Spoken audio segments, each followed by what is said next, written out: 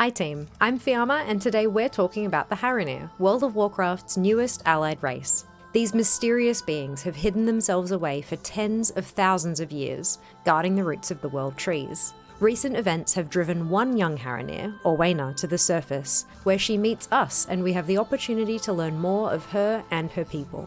The Haranir make their home in Harendar, a dangerous jungle where buildings are grown instead of built. The zone is lit with the bioluminescent glow of flora and fauna alike, and the roots of the world trees grow all around. The Haranir guard these roots ferociously, watching over their domain in the hope that their long-absent goddess might someday return.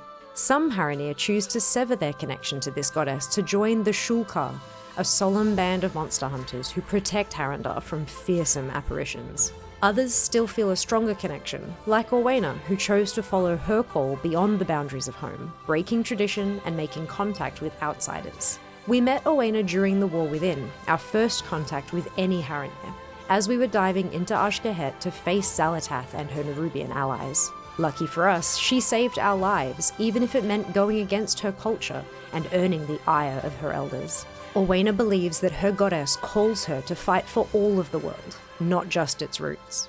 And with the arrival of midnight, other Haranir may also choose to follow their goddess's song beyond their familiar home of Harendar. If unlocking the Haranir as a playable race is something you want to prioritize, you'll want to quest through Harendar straight after completing your Eversong Woods journey. As you progress through the zone, you'll learn about their culture, their history, and earn their trust for the battle ahead. Once the zone is finished, you'll be able to create your first Haranir character and learn more about them from an insider's perspective through their unique starting experience, or you can race change an existing character.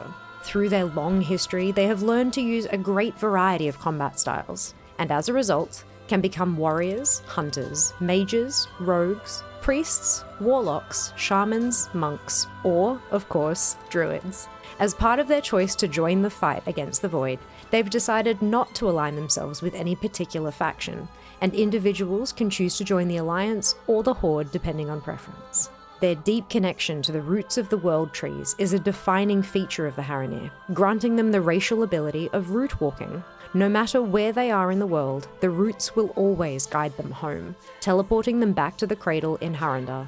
Performing the same ritualistic dance near one of the world tree's roots in Harendar will allow them to travel to that world tree as well, effectively providing a teleportation network. Their strong connection to nature provides them with a boost to the herbalism profession, while the passive subterranean predator ability grants 10% increased experience and 1% increased damage dealt, while fighting aberrations, beasts, and elementals. Another racial passive, Lash Out, grants 1% increased critical strike damage and healing. Finally, Thornbloom is an active Area of Effect, or AoE, ability that damages enemies and heals allies with thorns raised from the ground. The Haranir are hugely customizable. There are tens of thousands of possible combinations, so you're bound to find something you like. Thorns, spines, fur, and paint are some of the highlights here. Let's take a look. If you'd like to accentuate your Haranir's connection to plant life, you can find thorny options in their earrings, necklace, and underclothes, with 5 colorways. If you love the look of a spiny character, you've got plenty of options here. Shoulder, hair, and eyebrow spines are available to both body types, and Body 1 can get spiny mustaches, beards, and sideburns, with a handful of color options. The ability to turn spines on or off for the hairstyles effectively almost doubles your hair options. I say almost because we've got a hairstyle that is literally a spine mohawk on the Body 2 side. While I'm on hair, can we take a moment to admire this style choice? I think I need a leaf bandana of my own.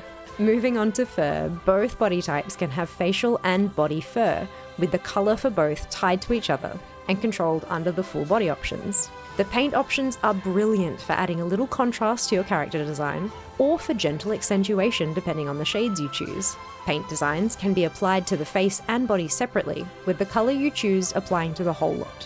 One final customization choice to make: as a subterranean being, your Haranir might not feel right with traditional humanoid feet. You have the option to switch to a clawed foot if that fits your vibe better. I can't wait to see all the thousands of unique characters running around Harendar. I know I'll be spending a long while in the character creation screens for sure. When new allied races are added to the game, I'm always excited to see those class-specific designs that really tie a race to the class they've chosen. The Haranir are no different here, with unique shaman totems and druid shapeshifting forms. The shaman totems call back to Harendar's design, looking grown of thorns rather than carved, with bones and binding to give them structure and shape.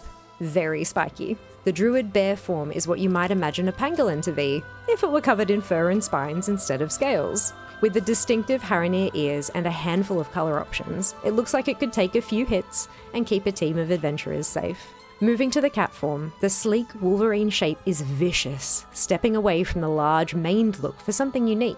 The bat ears and spines carry on here too. The shape is perfect for darting amongst the plant life to attack our enemies. The bat bear moonkin form is very slender and ferocious looking. I wouldn't want to face one in battle.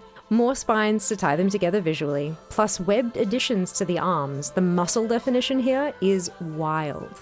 The Haranir flight form is an actual, literal bat, which makes perfect sense for a subterranean life form. For ground travel, we have a sable, an adorable little weasel-like creature perfectly designed for moving about quickly. Lastly, for aquatic travel, our axolotl, with beautiful leafy gills that you can turn off entirely as a customization option. They almost look like little dinosaurs. There is so much more to learn about the Haranir, how they fit in after being secluded for so long, how they reacted to Teldrassil burning, and who is this mysterious goddess of theirs. But some things are best discovered for yourself. I'm looking forward to learning more in the Legends of the Haranir feature, wandering through living murals to experience the Haranir's stories and tales firsthand. But for now, what class will you choose for your first Haranir character? Whichever you go with, enjoy your first visions of Azeroth through a new set of eyes, and we'll see you on the battlefield.